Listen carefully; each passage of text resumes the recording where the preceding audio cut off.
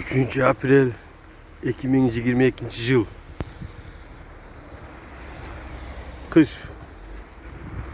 Kış geldi bizge. Dağılıcı odadı.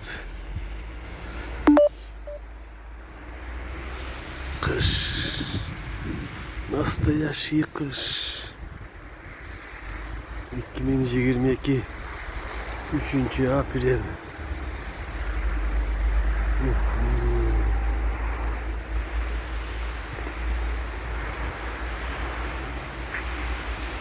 Karıcavatat. Kar.